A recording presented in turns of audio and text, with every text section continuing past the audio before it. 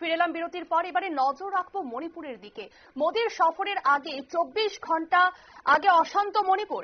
প্রধানমন্ত্রীর পোস্টার ছিল দুষ্কৃতিকারীরা। প্রধানমন্ত্রীর সফরের আগে মণিপুর থেকে অস্ত্র উদ্ধার করল পুলিশ। যৌথ বাহিনীর হাতে গ্রেফতার 2। এই নিয়ে জানবো বিস্তারিত। আমাদের সঙ্গে রয়েছে প্রতিনিধি শেখ মনিরুল। মনিরুল, কি জানতে পারছো? দেখো, আগামীকাল প্রধানমন্ত্রী নরেন্দ্র মোদী যে তোমার মণিপুর সফরে যাচ্ছেন, তা আজ কার্যত মণিপুরের সাংবাদিক বৈঠক করে প্রধানমন্ত্রী নরেন্দ্র মোদীর সফর এবং তিনি কোন কোন প্রজেক্ট উদ্বোধন করবেন এবং কোথায় কোথায় যাবেন তা কিছুক্ষণ আগে, জাস্ট 10 মিনিট আগে সাংবাদিক সম্মেলন করে মণিপুরের মুখ্য সচিব তিনি কিন্তু ইম্ফলে জানিয়ে দিয়েছেন। এবং 4 দশক পরে ভারতের কোন প্রধানমন্ত্রী এই প্রথম মণিপুরে যাচ্ছেন বলে কিন্তু জানালো মণিপুর প্রশাসন। এবং কুকি অধ্যুষিত যে চূড়াচাঁদপুর, সেই চূড়াচাঁদপুর এলাকাতে তিনি যাবেন এবং কাংলা ফোর্ট, সেই কাংলা ফোর্টে ওর মেইতিদের যে সমাজ জীবন বা মেইতি সংস্কৃতি যেখানে রয়েছে, সেই কাংলা ফোর্টেও কিন্তু প্রধানমন্ত্রী নরেন্দ্র মোদী যাবেন। তবে প্রধানমন্ত্রী নরেন্দ্র মোদী যাওয়ার আগে গতকাল রাতের বেলা কিন্তু মণিপুরের বিভিন্ন জায়গায় অশান্তি পাকানোর চেষ্টা করে দুষ্কৃতীরা। কোথাও কোথাও প্রধানমন্ত্রী নরেন্দ্র মোদীর পোস্টার ছিঁড়ে ফেলা হয়, যদিও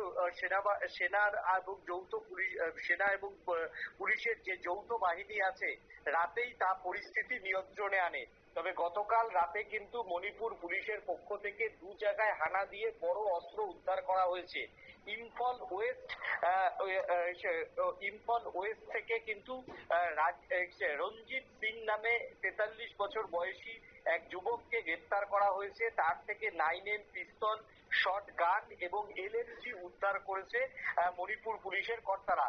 অন্যদিকে সোনাপাড়া, সেখানেও কিন্তু প্রায় 5 থেকে 7টি বন্দুক কিন্তু উদ্ধার করা হয়েছে বলে কিন্তু মণিপুর পুলিশের পক্ষ থেকে জানানো হয়েছে এবং বেশ কিছু অস্ত্রশস্ত্র উদ্ধার হয়েছে। এছাড়াও মণিপুরে যে গতকাল রাতের বেলা যে নাকা তল্লাশি চালানো হয়েছে, সেই নাকা তল্লাশিতে বেশ কয়েকটি জায়গায় কিন্তু তোমার ড্রাগ পাওয়া গেছে। নিষিদ্ধ যে হিরোইন, সেই হিরোইন কিন্তু উদ্ধার হয়েছে। আজকে রাতের বেলাও প্রধানমন্ত্রী নরেন্দ্র মোদী সফরের আগে মণিপুরের যে জাতীয় সড়ক রয়েছে, সেই জাতীয় সড়কে তোমার যেমন নাকা তল্লাশি চলবে এবং অন্যদিকে তোমার মণিপুরের ইম্ফলের যে রাজধানী সহ বিভিন্ন জায়গায় আজকে সারা রাত নাকা তল্লাশি চলবে বলে জানিয়েছে মণিপুর প্রশাসন। এক কথায় আগামীকাল মণিপুর আসার আগে পুরো নিরাপত্তার চাদরে কিন্তু মণিপুরকে মুড়ে ফেলা হচ্ছে। কারণ গতকাল রাতে যেভাবে মণিপুরে ছোট অশান্তি পাকানোর চেষ্টা করছিল, তাতে কিন্তু পুলিশ প্রশাসনের পক্ষ থেকে কিন্তু সিঁদুরে মেঘ দেখছে এবং আগামীকাল তার যাতে পুনরাবৃত্তি না হয় বা আজকে রাতে তার যাতে পুনরাবৃত্তি না হয়, তার জন্য মণিপুরের ডিজিপি কে কড়া নির্দেশ দিয়েছেন মণিপুরের রাজ্যপাল অজয় ভাল্লা। সেই সঙ্গে প্রত্যেক জেলার যে জেলা শাসক এবং এসপিদেরও কিন্তু নির্দেশ দেওয়া হয়েছে যাতে টাইট সিকিউরিটি থাকে এবং মণিপুর ইস্ট এবং মণিপুর ইম্ফল ইস্ট এবং ইম্ফল যে ওয়েস্ট থানা, সেই 2টি থানাকেও কিন্তু সতর্ক করা হয়েছে। পাশাপাশি বায়ুসেনার বাহিনীকেও কিন্তু সতর্ক করা হয়েছে, যেহেতু মায়ানমার অধ্যুষিত মণিপুর মায়ানমারে যথেষ্ট অশান্তি চলছে। কিছুদিন আগে মায়ানমারে ড্রোন স্ট্রাইক চালিয়ে ভারতীয় সেনাবাহিনী কিন্তু হামলা চালিয়েছিল। তাই মায়ানমারের দিক থেকে যাতে কোন রকম প্রধানমন্ত্রী সফরের সময় যে সমস্ত উত্তর পূর্বে নিষিদ্ধ জঙ্গি গোষ্ঠীগুলি রয়েছে, তারা যাতে কোনো হামলা চালাতে না পারে তারও কিন্তু নজর রাখতে 24 ঘন্টার জন্য বলা হয়েছে।